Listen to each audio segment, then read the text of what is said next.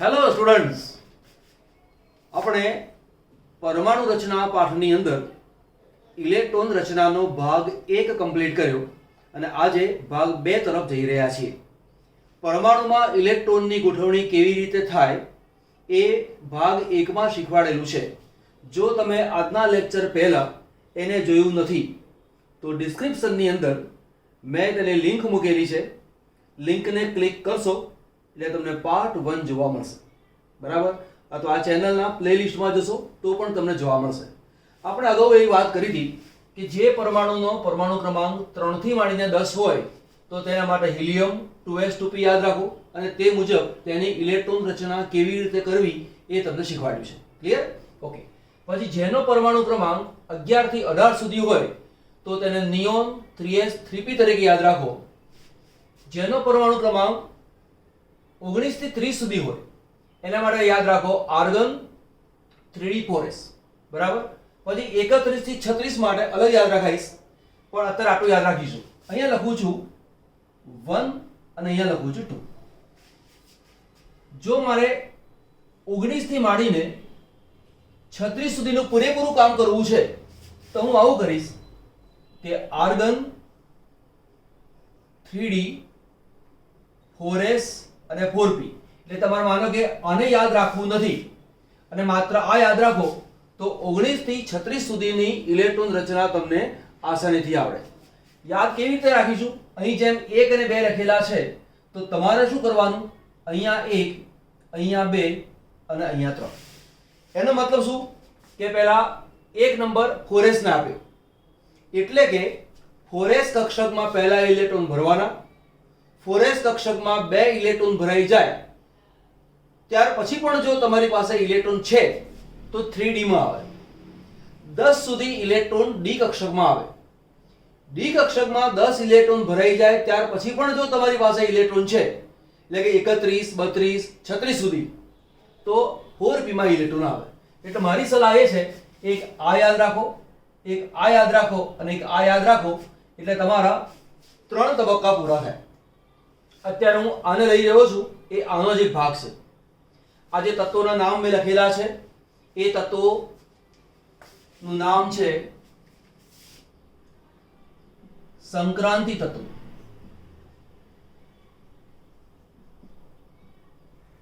કોણ? પ્રથમ શ્રેણીના. હવે તેને સંક્રાંતિ તત્વો કેમ કહે છે એના કારણમાં અત્યારે પડતા નથી, કેમ કે અત્યારે આપણો જે હેતુ છે એ તમને ઇલેક્ટ્રોન રચના શીખવવાનો છે. ક્લિયર? આને જતા પહેલા આપણે અહીંયા 19 થી વાત કરી છે તો 19મું તત્વ કયું? કે એટલે પોટાશિયમ. પોટાશિયમ યાદ શું રાખવાનું? આ યાદ રાખો આર્ગન 3d 4s અને 4p. હવે આર્ગન હોય એટલે તમારા 18 ઇલેક્ટ્રોન કમ્પ્લીટ થઈ ગયા તેવું ગણી લેવાનું. મારે પહોંચવાનું કેટલા સુધી છે? 19 સુધી. 18 ઇલેક્ટ્રોન તો પૂરા થઈ ગયા. હવે 19મો ઇલેક્ટ્રોન આવ્યો તો સ્ટાર્ટ ક્યાંથી કરવાનું? 4s માંથી. તો આની અંદર એક ઇલેક્ટ્રોન મૂકવાનું.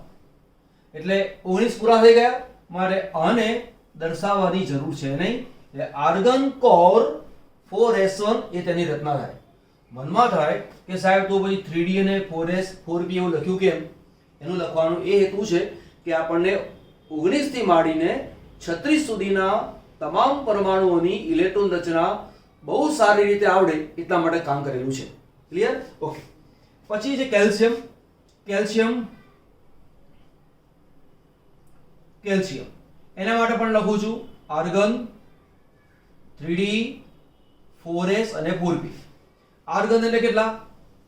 18 ઇલેક્ટ્રોન કમ્પ્લીટ. મારે ક્યાં સુધી પહોંચવાનું છે? 20 સુધી પહોંચવાનું છે. તો 18 તો મારી પાસે થઈ ગયા તો 18 ને 2 20 કામ પૂરું થઈ ગયું. એટલે હવે આને દર્શાવવાની કોઈ જરૂર છે નહીં. આને દર્શાવવાની જરૂર છે નહીં. રચના બને આર્ગન 4s2. હવે લઈશું અહીંયા પહેલું છે સ્કેન્ડિયમ. આર્ગન પછી 3d અને 4s. હવે જુઓ આર્ગનના ઇલેક્ટ્રોન કેટલા? 18. એક ભૂલ થવાની શક્યતા છે એ શીખવાડી દઉં પહેલા. 21 ઇલેક્ટ્રોન છે અહીંયા 18 ઇલેક્ટ્રોન થયા, 21 માંથી 18 જાય તો 3 વધે, તો આપણે 3d3 એવું કરી દઈએ તો 100% તે ખોટું પડે. એટલા માટે મેં નંબર આપેલો છે 1 અને 2. પહેલા ઇલેક્ટ્રોન 4s માં ભરવાના અને ત્યાર પછી ઇલેક્ટ્રોન 3d માં. કેમ એવું? 3d કક્ષક કરતા 4s કક્ષકની શક્તિ ઓછી છે. જેની શક્તિ ઓછી હોય એમાં ઇલેક્ટ્રોન પહેલો ભરાય, માટે પહેલા ઇલેક્ટ્રોન અહીંયા ભરીશું. તો 18 તો કમ્પ્લીટ ગણવાના, 18 ને 2 20 ને 1 21. અહીંયા 3 ઇલેક્ટ્રોન લખી શકાય નહીં, ખબર તો છે જ, અગાઉના પીરિયડમાં પણ કહેલું છે s કક્ષકની અંદર વધુમાં વધુ 2 ઇલેક્ટ્રોન રહી શકે એટલા માટે. તો 18 ને 2 20 અને 1 21. અહીંયા લખીએ તો 18 ને 2 20 ને 2 22. શું નામ છે તેનું? ટિટેનિયમ અથવા ટાઇટેનિયમ. ચલો પછી કોનો આવ્યો વારો? વેનેડિયમનો. 18 ને 2 20 ને 3 23. અહીંયા એક ભૂલ થવાની શક્યતા રહે, એવું ન થાય એટલે ધ્યાન આપજો. આની ઇલેક્ટ્રોન રચના બીજા કરતા થોડી જુદી છે. અહીંયા 18 પછી આવું નહીં કરવાનું, 18 ને 2 20 ને 4 24 એવું તમારે કરવાનું નથી. એની જગ્યાએ અહીંયા લખવાનું ઇલેક્ટ્રોન 1 અને અહીંયા જે ઇલેક્ટ્રોન ઓછો કર્યો એ ઇલેક્ટ્રોન ઉમેરી દો 3d માં, એટલે કે 5. એટલે આર્ગન કોર 3d5 4s1 આ તેની ઇલેક્ટ્રોન રચના થઈ. મનમાં હતા કે સાહેબ આવું કેમ કર્યું? શા માટે 4s કક્ષકનો એક ઇલેક્ટ્રોન 3d કક્ષકમાં ટ્રાન્સફર કર્યો? તો તેનું ડિટેલનું જે કારણ છે એ આની પછીનો એક લેક્ચર આવશે, એમાં હું જણાવીશ. અત્યારે તાત્કાલિક તમને આવું જણાવું છું, સમજી લો. પહેલા જે ડી કક્ષક આપેલી છે એ ડી કક્ષકની અંદર વધુમાં વધુ 10 ઇલેક્ટ્રોન રહી શકે. કે જો ડી કક્ષકમાં 10 ઇલેક્ટ્રોન છે, જો ડી કક્ષકમાં 10 ઇલેક્ટ્રોન છે તો તે પૂર્ણ ભરાયેલી કક્ષક કહેવાય. જો તેની અંદર 5 ઇલેક્ટ્રોન છે તો તેને અર્ધપૂર્ણ કહેવાય. તો અર્ધપૂર્ણ કક્ષક અને પૂર્ણ કક્ષક એની સ્થિરતા વધુ હોય. કોઈ પણ પરમાણુ વધુ સ્થિરતા મેળવવા માટે પ્રયત્ન કરે, એટલે કે જો ઇલેક્ટ્રોન અહીંયા 2 અને અહીંયા 4 લખીએ તો ડી માં થયા 4. તો જો એક ઇલેક્ટ્રોન ટ્રાન્સફર થઈને આ બાજુ આવતો રહે, જો એક ઇલેક્ટ્રોન અહીંયાથી ટ્રાન્સફર થઈને આ બાજુ આવતો રહે તો 3d5 થઈ જાય. તો અર્ધપૂર્ણ કક્ષક મળે, તેની સ્થિરતા વધી જાય અને તેની સ્થિરતા વધી જાય માટે ઇલેક્ટ્રોન રચના આ રીતે લખીએ છીએ. તો મનમાં ડાઉટ થાય તો સાહેબ એવું જ હોય તો આપણે એક કામ કરો ને, આ 2 ઇલેક્ટ્રોન અહીંયા લખી નાખું. તો ત્યાં તમે એવું કેમ નથી કરતા? એવું કેમ નથી કરતા એનું કારણ જ્યારે આનું ડિટેલમાં કારણ જ્યારે નવું લેક્ચર આવશે, એનો વિડીયો મૂકીશ, એમાં હું તમને સમજાવીશ. અત્યારે એને અંદર પડતા નથી. અત્યારે માત્ર ક્રોમિયમમાં આવું આવે એવું યાદ રાખો. યાદ રાખજો, પરીક્ષામાં બહુ પૂછે આવું. પછી મેંગેનીઝ 25, 18 ને 2 20 ને 5 25. બરાબર.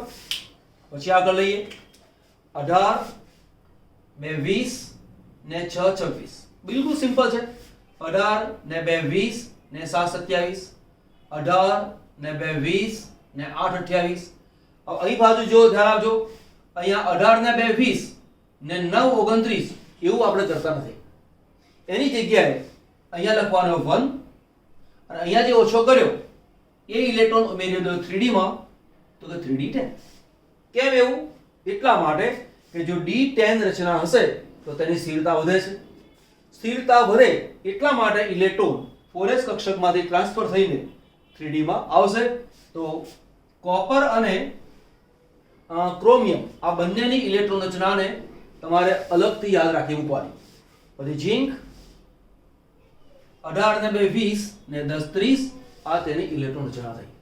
હવે આ જે બાજુમાં લખ્યું છે એવું કેમ લખ્યું છે તો તમે જુઓ, એના ઇલેક્ટ્રોનની ગોઠવણી કરવી કેવી રીતે. તો અહીંયા s કક્ષકમાં 2 ઇલેક્ટ્રોન છે તો એક ઇલેક્ટ્રોન આ રીતે લખો, બીજો ઇલેક્ટ્રોન આ રીતે. એક જ કક્ષકની અંદર 2 ઇલેક્ટ્રોન હોય તો તેને પૂર્ણ ભરેલી કક્ષક કહેવાય. યુગ્મિત ઇલેક્ટ્રોન એવું કહેવાય. 2 ઇલેક્ટ્રોન અહીંયા લખ્યા, એક ઇલેક્ટ્રોન અહીંયા હશે તો એક ઇલેક્ટ્રોન અહીંયા. અહીંયા બે ઇલેક્ટ્રોન આપેલા છે, એ બંને ઇલેક્ટ્રોનમાં એક ઇલેક્ટ્રોન ઘડિયાળના કાંટાની દિશામાં ઘડિયાળના કાંટા છે એની દિશામાં ફરે છે, એટલે કે ક્લોકવાઇઝ ઇલેક્ટ્રોન ફરે છે, અને જે બીજો ઇલેક્ટ્રોન છે એ એન્ટી ક્લોકવાઇઝ એટલે કે ઘડિયાળના કાંટાની વિરુદ્ધ દિશામાં ફરે છે. તમને એવું પૂછવામાં આવે કે સ્કેન્ડિયમમાં અયુગ્મિત ઇલેક્ટ્રોનની સંખ્યા કેટલી, તો એક જ આવે. તો એક ક્વેશ્ચનની અંદર બીજો ક્વેશ્ચન, હું ઇલેક્ટ્રોન રચના તો શીખવતો જઈશ, સાથે સાથે તેની ઉપર આધારિત નાના નાના પ્રશ્નો પૂછાતા હોય છે એ તમને ખબર હોવી જોઈએ. આ રચના 12મા સાયન્સ માટે બહુ જ અગત્યની છે. 11મા સાયન્સ માટેની તો છે જ, પણ 12મા સાયન્સમાં આના માટે આખું ચેપ્ટર છે. એમાં ઇલેક્ટ્રોન રચના શીખો એ પહેલા અહીંયા તમને ક્લિયર થઈ જાય તો બહુ જ સારી રીતે તમને આવડે. ઓકે, આગળ જઈએ. ચલો, ટાઇટેનિયમ અથવા ટિટેનિયમ. તો એસ કક્ષકની અંદર જો વાત કરવા જઈએ તો એસ કક્ષકમાં ઇલેક્ટ્રોન કેટલા છે? તો અહીંયા એસ કક્ષકમાં બે ઇલેક્ટ્રોન, તો એક ઇલેક્ટ્રોન અને બીજો ઇલેક્ટ્રોન. હું આ રીતે મૂકું તો પણ ચાલે, આવું તીર મૂકું તો પણ ચાલે. બે ઇલેક્ટ્રોન અહીંયા, અહીંયા ડીમાં બે ઇલેક્ટ્રોન, તો એક અને બે. તમને આ રીતે પણ ખબર હોવી જોઈએ, આ રીતે પણ ખબર હોવી જોઈએ. આવી ગણતરી, આવી જે રચના છે એવી શીખવાડું છું એટલા માટે કે 12મા સાયન્સની અંદર આની ઉપર આધારિત ગણતરી આવે છે. હવે તમને અયુગ્મિત ઇલેક્ટ્રોનને ગણતા આવડતા ના હોય તો 12મા સાયન્સની અંદર આવનારું ચેપ્ટર સંક્રાંતિ તત્વો, એમાં તમને ખબર નહીં પડે, આ તો મુશ્કેલી પડે. ચલો અહીંયા લઈએ. આ બે ઇલેક્ટ્રોન છે, તો એક બે ઇલેક્ટ્રોન, અહીંયા ત્રણ છે, તો 1 2 અને 3. એક ઇલેક્ટ્રોન અહીંયા, આમાં 5, 1 2 3 4 અને 5. અહીંયા બે ઇલેક્ટ્રોન, 1 અને 2, D5 1 2 3 4 5. અહીંયા 2 છે, 1 અને 2. અહીંયા 6 1 2 3 4 5 6. હવે તમે જુઓ, અહીંયાથી અહીં સુધી આવો છો તો ડી કક્ષકમાં અયુગ્મિત ઇલેક્ટ્રોનની સંખ્યા ક્રમશઃ વધતી જાય. અહીંયા 4 થઈ ગઈ, પછી આગળ ઘટતી જાય. આ એક અગત્યનું વાક્ય બોલ્યો છું, ધ્યાન આપજો. અહીંયા એસ કક્ષકમાં બે ઇલેક્ટ્રોન, 1 અને 2, 1 2 3 4 5 6 and 7. અહીંયા 1 and 2 ઇલેક્ટ્રોન, 8 ઇલેક્ટ્રોન, 1 2 3 4 5 6 7 અને 8. અહીંયા એક ઇલેક્ટ્રોન, 1 2 3 4 5 6 7 8 9 10. ડી કક્ષક પૂરેપૂરી ભરેલી છે. અહીંયા પણ 1 2 1 2 3 4 5 6 7 8 9 અને 10. આ તેની ઇલેક્ટ્રોન રચના થઈ. એક સ્ક્રીનશોટ લઈ લો, પછી આ મારે બીજું શીખવવું છે. લઈ લો. ચલો આગળ જઈએ. આનું કામ અહીં શીખવાડું છું, ધ્યાન આપજો. તમને આવું પૂછવામાં આવે કે Fe2+ ની ઇલેક્ટ્રોન રચના લખો. તમને પૂછે Fe3+ ની રચના લખો. તમને પૂછે કોબાલ્ટ 3+ ની રચના લખો. તમને પૂછે કોપર 2+ ની ઇલેક્ટ્રોન રચના લખો. યાદ રાખજો કે આ જે તત્વો છે, સ્કેન્ડિયમ થી માંડીને ઝિંક સુધીના, એ બધા જ તત્વો ધાતુ તત્વો છે. હવે અહીંયા 2+ એવું લખેલું છે, એનો મતલબ કે તમારે બે ઇલેક્ટ્રોનને ઓછા કરવાના. એમાં શું છે? બે ઇલેક્ટ્રોનને ઓછા કરવાના. તો Fe છે ક્યાં? Fe અહીંયા છે. બે ઇલેક્ટ્રોન દૂર કરવાના છે. તો મનમાં પ્રશ્ન થાય કે મારે બે ઇલેક્ટ્રોન 4s માંથી દૂર કરવાના કે 3d માંથી દૂર કરવાના? તો તેનો જવાબ છે 4s માંથી દૂર કરવાના. પહેલા આમાંથી દૂર કરો, કેમ કે આ જે કક્ષક છે એ દૂરની છે, મારે કેન્દ્ર પ્રત્યે ઓછી આકર્ષાયેલી હોય. આ 3 નંબર છે, કક્ષક નજીક છે, એના ઇલેક્ટ્રોન કેન્દ્ર પ્રત્યે વધુ આકર્ષાયેલા હોય, માટે તેને દૂર કરવા માટે થોડીક મુશ્કેલી પડે. જ્યારે આ વધુ સરળતાથી દૂર થાય છે, માટે પહેલા ઇલેક્ટ્રોન 4s માંથી દૂર કરો. એટલે આ બે દૂર કરી નાખો તો રચના લખું છું આ રીતે: આર્ગન 3d અને 4s બરાબર. આ બે ગયા એટલે 0. આમાં કેટલા ઇલેક્ટ્રોન રહ્યા? 6. તો મૂકી દીધા અમે 6. તો આ 6 ઇલેક્ટ્રોન આવ્યા. પણ Fe3+ છે, તો પહેલામાંથી દૂર કરો તો શું બને રચના? આર્ગન પછી 3d 4s. આમાં તો 0 થઈ ગયો. મારે 3 ઇલેક્ટ્રોન દૂર કરવાના છે, તો 2 તો દૂર કર્યા, હજી એક દૂર કરવાનો છે, તો પછી વારો આવે d નો. તો અહીંયા 3d જ્યાં 6 છે ત્યાં કેટલા આવે 5. ચલો કોબાલ્ટ 3 પ્લસ, અહીંયા છે આર્ગન, અહીંયા છે 3d, અહીંયા છે 4s. 3 દૂર કરવાના છે, તો પહેલા 2 આમાંથી દૂર કરો, એક આમાંથી દૂર કરો, તો તેની રચના અહીંયા 0 આવશે. અહીંયા 7 છે એની જગ્યાએ આવશે અહીં 6.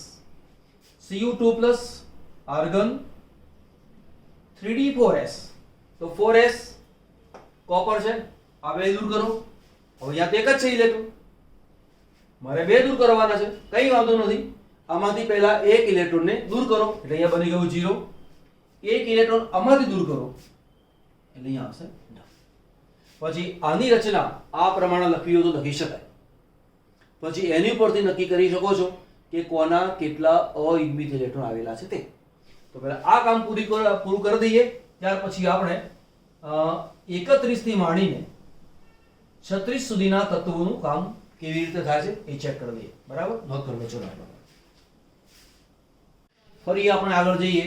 ગેલિયમ Ga સંજ્ઞા અને પરમાણુ ક્રમાંક તમારે યાદ રાખવાના હોય.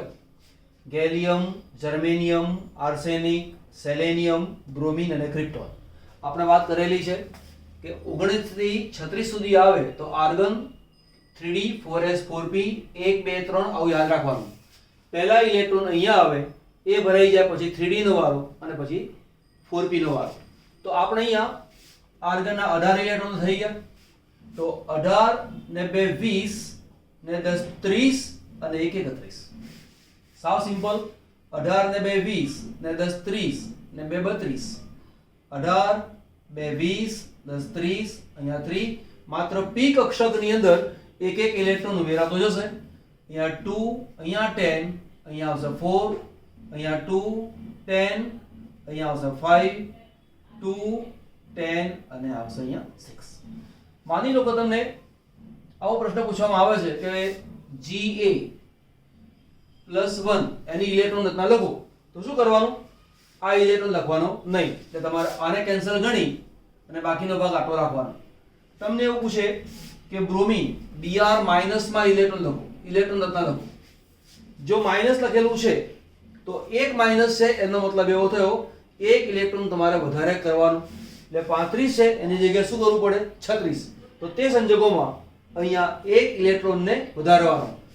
પરમાણુ રચનાના ઇલેક્ટ્રોન રચનાનો ભાગ 1 એને તમે કરી લીધેલું હશે તો આ વસ્તુ મેં ત્યાં શીખવાડેલી છે. તો જેમ કે અહીંયા આર્ગન 3d 4s અને 4p 2 અને 10 તો છે જ. 2 અને 10 5 ની જગ્યાએ એક ઇલેક્ટ્રોન મારે વધારવાનો છે તો ઇલેક્ટ્રોન રચના શું આવે? 6. આ ક્રિપ્ટોન છે. 6 અને 2 8 ઇલેક્ટ્રોન આવેલા છે. 8 ઇલેક્ટ્રોન આવેલા હોવાના કારણે તેની અંદરથી ઇલેક્ટ્રોન દૂર થઈ શકે પણ નહીં અને તેની અંદર ઇલેક્ટ્રોન નવા ઉમેરી શકાય પણ નહીં. સૌથી પહેલા આટલું કામ પૂરું કરો, પછી 31 થી 54 માટે શું કરવું તે જોઈએ. બરાબર, લખી નાખો. ચલો ફટાફટ આગળ લઈશું. 37 થી 54. 19 થી 36 માં જેવી રચના છે એવી જ રચના 37 થી 54 માટે છે. અહીંયા કેવું છે? 3d 4s 4p. તો અહીંયા 3d ની જગ્યાએ 4d, 4s ની જગ્યાએ 5s, 4p ની જગ્યાએ 5p. બીજો કોઈ ફેર નથી. જેમ પહેલા ઇલેક્ટ્રોન અહીંયા, પછી અહીંયા, પછી અહીંયા, એ રીતે પહેલા ઇલેક્ટ્રોન અહીંયા, પછી અહીંયા અને પછી અહીંયા. એટલે પહેલામાં જેમ 1 2 3 હતું એમાં અહીંયા પણ 1 2 3 છે. એટલે બહુ કોઈ મુશ્કેલી છે નહીં. ચલો કામ કરીએ. અહીંયા રૂબિડિયમ તમે વિચાર કરો કે 36 ને 1 37. હવે અહીંયા 4d આવે ખરી, બરાબર, તો અહીંયા દર્શાવીશું નહીં. તો 36 થી 37 પૂરું થયું એટલે બીજું કંઈ દર્શાવવાની જરૂર છે નહીં. એક બીજી વાત કે જે 5p કક્ષક છે એનો ઉપયોગ ક્યારે થાય? તો પરમાણુ ક્રમાંક 48 પછીના જે પરમાણુ આવે એમાં 5p નો ઉપયોગ થાય. એટલે 48 પછીનો, એટલે ઇન્ડિયમથી તમે સ્ટાર્ટ કરવા જાઓ તો ત્યાં તમારે 5p નો ઉપયોગ આવશે. એ સિવાય 5p નો ઉપયોગ આવવાનો નથી.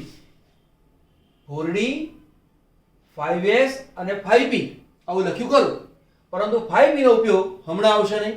તો જો ધ્યાન આપો. અહીંયા 1 ઇલેક્ટ્રોન સ્ટ્રોન્શિયમ, આ 36, 36 ને 2 38, 38 પૂરા થઈ ગયા માટે અહીંયા 4d માં ઇલેક્ટ્રોન મૂકવાની જરૂર પડતી નથી અને માટે મેં 4d અહીંયા મૂકેલું નથી. ચલો યટ્રિયમ, આ થયું 36, 36 ને 2 38, 38 39 પૂરું કરવું છે તો 39 સુધી પૂરું કરવા માટે અહીંયા 1. ઝર્કોનિયમ 36, આ 36, 36 ને 2 38, 38 અને 2 40. અપવાદરૂપ ઇલેક્ટ્રોન રચના નિયોબિયમ થી માંડીને આર્જેન્ટિનમ સુધી છે એને ધ્યાન ઉપર લેજો અને યાદ રાખવાનું અપવાદરૂપ ઇલેક્ટ્રોન રચના હંમેશા પરીક્ષામાં પૂછાતી હોય છે. તો 54 સુધીના પરમાણુ આપેલા હોય એમાં અપવાદ થોડાક જ હોય, એની પર તમે બરાબર ધ્યાન આપી લો, વારંવાર રિપીટેશન કરશો એટલે તમને ઓટોમેટિક આવડી જશે. તો શું અપવાદ છે અહીંયા? તો અહીંયા જે 2 ઇલેક્ટ્રોન ભરતા હતા એની જગ્યાએ અહીંયા 1 આવશે, બાકીના ખૂટતા ઇલેક્ટ્રોન અહીંયા, એટલે અહીંયા 36, 36 ને 1 37, 37 ને 4 41. બરાબર. હવે મોલિબ્ડેનમમાં કેવું આવે? આ 36, આ 2 મૂકો 38 અને 38 ને મૂકો અહીંયા 4. પરંતુ આપણે અગાઉ ભણેલા છીએ ક્રોમિયમમાં 1 ઇલેક્ટ્રોન ટ્રાન્સફર થઈને આ બાજુ મૂકી દઈએ ક્રોમિયમમાં તો 3d5 થતું હતું, એ પ્રમાણે અહીંયા 1 અને અહીંયા 5 મૂકો તો તમારી અર્ધપૂર્ણ કક્ષક આવી જશે.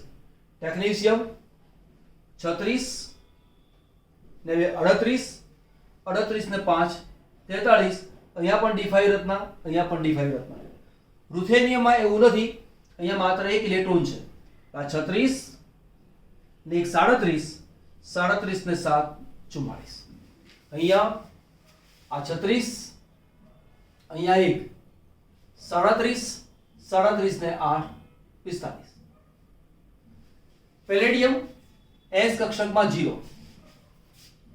પેલામાં દરેકમાં S કક્ષકમાં ઇલેક્ટ્રોન આવતો હતો, આમાં નથી, આમાં સીધું મૂકી દઈશું આપણે 10. તો બરાબર. ચલો આર્જેન્ટિનમ, અહીંયા આવશે 1, અહીંયા આવશે 10, 4d10, અહીંયા 4d10. તો આ ઇલેક્ટ્રોન રચના તમારા માટે સરળ થઈ ગઈ. કેડમિયમ 36 ને 2 38 ને 10 48. તો અહીંયા d10 રચના, અહીંયા પણ d10 રચના, અહીંયા d10 રચના. આવું આવે છે એવું યાદ રાખજો એટલે તમારા માટે કામ સરળ થશે. ભણતી વખતે થોડુંક પોતાનું માઇન્ડ પણ એપ્લાય કરતા રહેવું. ચલો ઇન્ડિયમ થી માંડીને ઝેનમ સુધી. તો આ 36, 36 ને 2 38 ને 10 48, 49 સુધી પહોંચવું છે. અહીંયા આવશે 1. તો અહીંયા 36, 2 38 ને 10 48, 48 ને 2 50, 36 ને 2 38, 48 પૂરા. અહીંયા 3, તે પ્રમાણે અહીંયા આવશે 4, અહીંયા આવશે 5, અહીંયા આવશે 6. આ જે રચના છે એ તો અગાઉના જેવી રચના છે. તો આ રીતે અહીંયા તમારી ઇલેક્ટ્રોન રચનાનું કામ પૂરું થયું. 1 થી 54 સુધીના પરમાણુની ઇલેક્ટ્રોન રચના ભાગ 1 અને ભાગ 2 પૂરું કરવાથી આવે. પછી ઇલેક્ટ્રોન રચનામાં બીજું પણ યાદ રાખવાનું આવે, એ તમને પછીના લેક્ચરમાં શીખવાડીશ. CR અને CU ની ઇલેક્ટ્રોન રચના અલગ કેમ છે એ પણ શીખવવાનું છે. તો આટલું કામ કરો, મહેનત કરજો, વધુ સરળતાથી તમને આવડશે. ઓકે.